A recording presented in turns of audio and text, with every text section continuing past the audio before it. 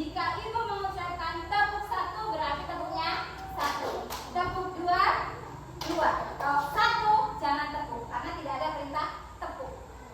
Ya. Tepuk 1, tepuk 2, 1 jangan tepuk. 2 jangan tepuk. Tapi kalau ada tepuknya di depan diikuti. Oke? Siap? Siap. Tepuk 1, tepuk 2, tepuk 2, tepuk 2, tepuk 1, tepuk 2, 1. Ya, jangan kurang konsentrasi. Ulangi ya. Konsentrasi. Tepuk 1, tepuk 2, tepuk 1, tepuk 2, tepuk 2, 2. Tepuk 2. Oke, ya, ya. Ulangi ya. Tepuk 1, tepuk 2, tepuk 2, tepuk 1, tepuk 1, 1. Sip. Berarti pelajaran sudah bisa dimulai karena sudah konsentrasi. Ya, Ibu akan menjelaskan sedikit apa sih itu coding, apa sih itu kecerdasan artifisial. Mungkin kalimat itu kok susah ya Bu ya? Ya, susah ya. Kok kalimatnya susah jarang didengar. Tapi sebenarnya kalian itu dalam kehidupan sehari-hari itu sudah menggunakan. Ya, contohnya HP. Semua punya HP? Ya. Pernah mendengar kata-kata AI atau AI? Pernah. Ya. Jadi itu AI atau yang ditulisnya AI itu adalah singkatan dari Artificial Intelligence. Ya, kecerdasan artifisial dalam bahasa Indonesia. Ya, kali ini Ibu akan menyampaikan materi yang berkaitan dengan coding dan kecerdasan artifisial, yaitu tentang berpikir komputasional. Apalagi itu Bu berpikir komputasional? Nanti kita pelajari.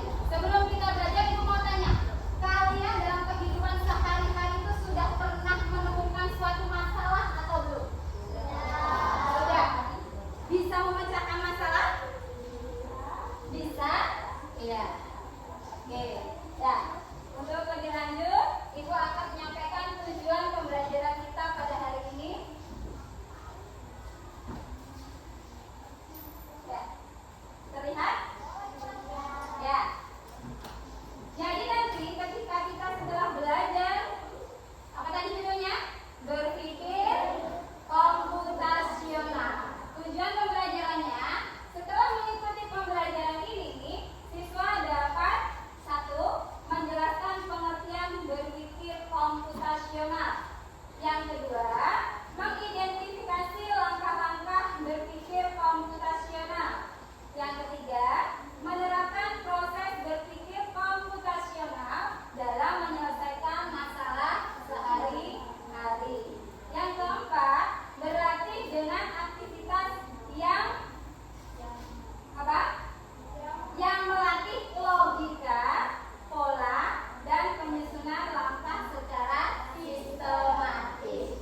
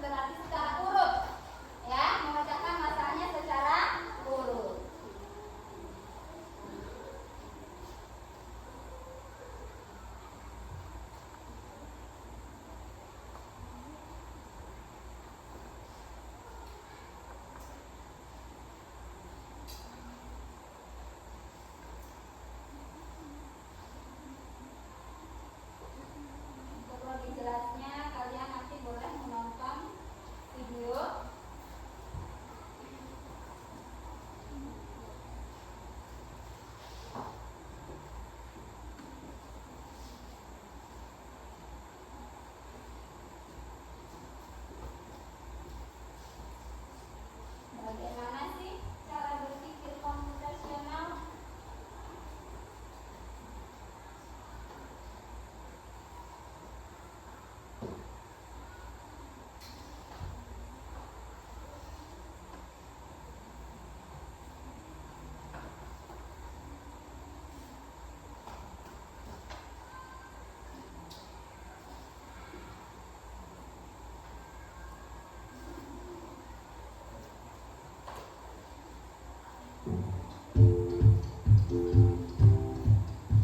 Implementasi dalam 4 metode beserta contoh kasus berpikir komputasi.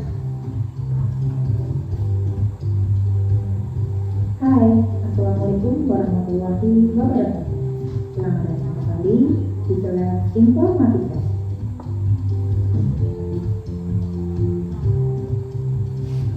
Dalam pembahasan materi minggu lalu, sudah dijelaskan bahwa dalam berpikir komputasi memiliki 4 metode, di antaranya 1. Decomposition, 2. Pattern recognition, 3. Abstraction, dan 4. Algorithm design. Ada berapa? 4. Ya, ada 4 langkah untuk berpikir komputasional. Yang pertama apa? Decomposition. Decomposition, apa sih decomposition itu atau dekomposisi? Memecah masalah yang besar atau kompleks menjadi masalah yang lebih kecil dan bisa kita kerjakan. Yang kedua, apa itu? Pattern recognition, atau dalam bahasa Indonesia adalah pengenalan pola, yaitu memahami pola, menganalisa, dan cari hal yang berulang. Yang ketiga, abstraction atau abstraksi, berfokus pada hal-hal yang penting saja, membiarkan hal-hal yang tidak relevan. Yang keempat, algorithm design atau desain algoritma, yaitu membuat langkah-langkah untuk menyelesaikan masalah-masalah yang sudah dipecah kecil-kecil berdasarkan dari pola-pola yang ditemukan. Bu, masih bingung loh, banyak banget pembahasannya. Ya, bingung tidak? Ya. Biar tidak bingung, kalian melihat lagi video bagaimana cara menerapkan 4 metode berpikir komputasional.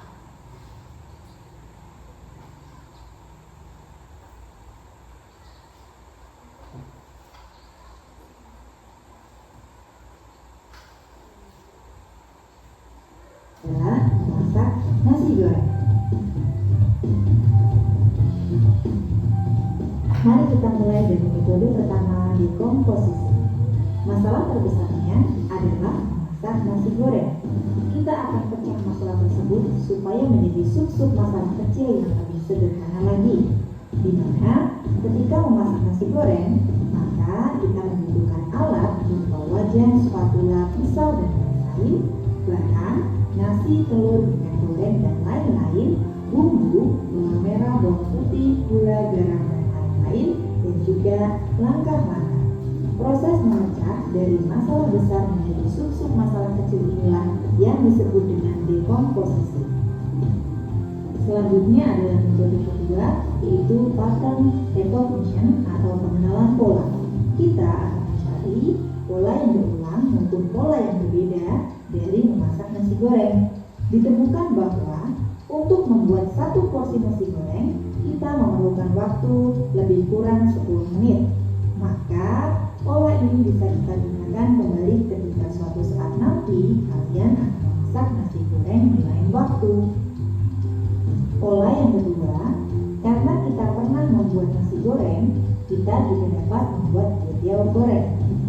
Dikarenakan proses dan bumbunya hampir sama, kita dapat melihat bahwa pola untuk membuat nasi goreng dan kuetiau hampir sama, meskipun bahan dasarnya berbeda, yaitu nasi putih dan mie kuetiau. Metode berikutnya adalah abstraction. Kita hanya harus berfokus pada hal yang penting saja dan mengabaikan hal-hal yang tidak relevan atau kurang penting. Maka dalam memasak nasi goreng didapati bahwa agar lebih efektif dan efisien dalam kurun waktu 10 menit kita bisa membuat 5 porsi nasi goreng dengan menambahkan bumbu dan bahannya. Sama-sama memasak dalam waktu 10 menit. Tapi jika memasak dalam satu porsi kita cukup menggunakan 1 porsi nasi putih. Untuk memasak 5 porsi, maka kita hanya perlu menambahkan bumbu dan bahannya saja. Dan dalam waktu 10 menit itulah kita sama-sama bisa membuat nasi goreng dalam porsi yang berbeda. 2. Ketika membuat sepiring nasi goreng, kita tidak perlu memperhatikan bagaimana sebuah kedelai dapat diolah menjadi kecap, karena hal itu tidaklah penting. Maksudnya adalah kita tidak perlu memperhatikan bagaimana kedelai diolah menjadi kecap, karena hal tersebut tidak berpengaruh pada proses memasak nasi goreng kita. Metode yang terakhir adalah algoritma design, yaitu dengan melakukannya secara step by step atau membuat langkah-langkah yang berurutan logis dan rinci, mulai dari proses awal sampai proses akhir. Maka dalam proses memasak nasi goreng dapat dibuat algoritma sebagai berikut. 1. Panaskan secukupnya minyak. 2. Goreng telur dan masukkan bumbu. 3. Masukkan nasi putih dan bumbu lainnya. 4. Cek rasa. Jika sudah pas, angkat dan saji. Oke, dari menonton video 4 metode menerapkan berpikir komputasional, sudah paham atau belum? Ada yang sudah, ada yang belum. Oke, kelompok 3 paham? Paham belum? Udah. Kelompok 2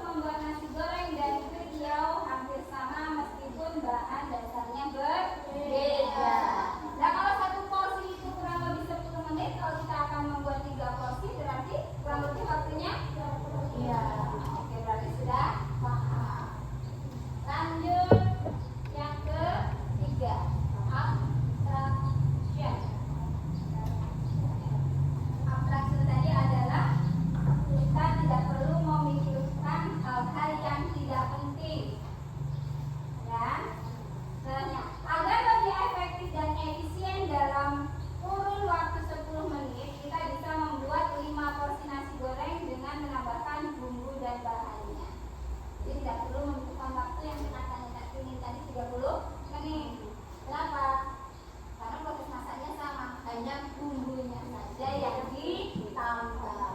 Makanya kita harus berpikir logis tadi, ya. Terus yang kedua, ketika membuat sepiring nasi goreng, kita tidak perlu memperhatikan bagaimana sebuah kedelai dapat diolah menjadi kecap. Karena tadi kan bumbunya dikasih kecap ya.